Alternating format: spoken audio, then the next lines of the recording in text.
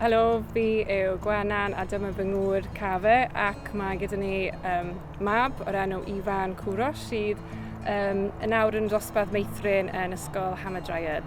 I was very excited for them to go to Welsh school and to be part of the community. And I was very proud of them to be able to speak Welsh and also speak Farsi with me because when they are in home they speak Farsi with me and they speak Welsh to my wife, and it was a mixture of different feelings for me, but mainly very excited and proud of them up to now.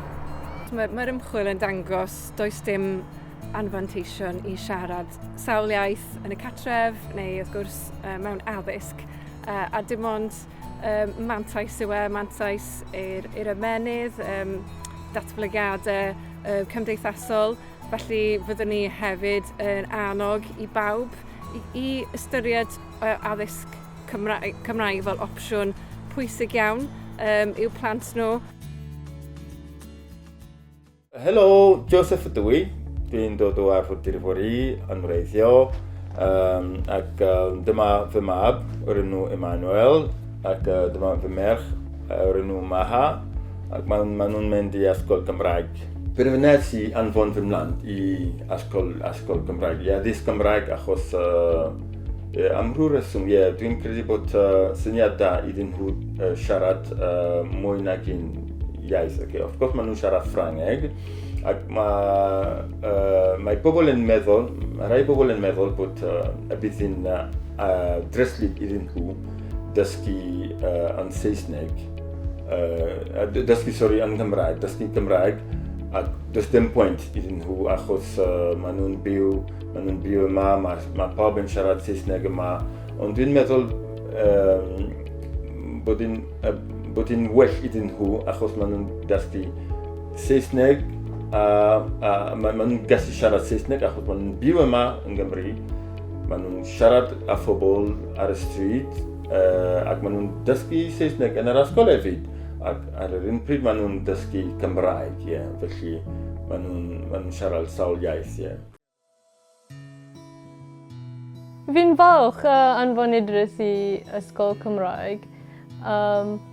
Fi'n hapus gyda sut mae ysgol gweithio gyda plant. Dwi'n meddwl mae athrawon wedi rhoi cefnogaeth a maen nhw'n really nice hefyd. Fi'n annog rhieni eraill i anfon i plant nhw i addysg Cymraeg a ysgol Cymraeg. So ni bendant annog rhieni yng Nghymru i anfon i plant i addysg Cymraeg. Credu mae rhai rhieni falle'n poeni bod e'n mynd i cael effaith negyddol ar eu Saesneg nhw, dwi'n ddim yn wir o gwbl. Mae'r cyfle i siarad dwy iaith yn helpu plant i ddatblygu, mae'n rhoi sgiliau ychwanegol yn nhw, a mae fe'n sgil defnyddiol iawn am y dyfodol hefyd. Tri iaith a Cymraeg, Saesneg a Brwnhaieg.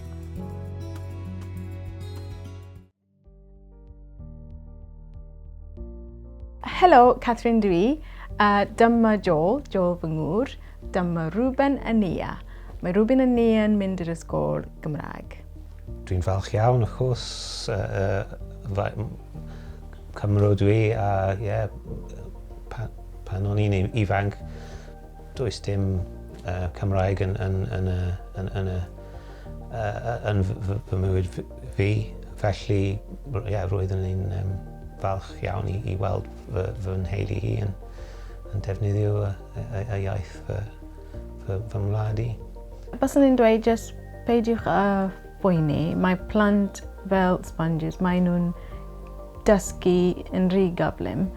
Ac maen nhw'n gallu ymdopi gyda'r popeth maen nhw'n cael yn yr ysgol. So, just amgen poeni, just ewch amdani, Helo, fy enw i yw Ruben a rydw i'n 11 oed a dwi'n mynd i ysgol Iwer.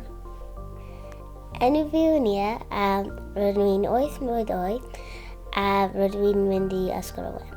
Rydw i'n meddwl mae'n bwysig iawn i siarad Cymraeg oherwydd rydyn ni'n y generation nesaf a rydyn ni'n mae'n yn y ddwylo ni i gael 1 miliwn siaradwr Cymraeg yn erbyn 2050.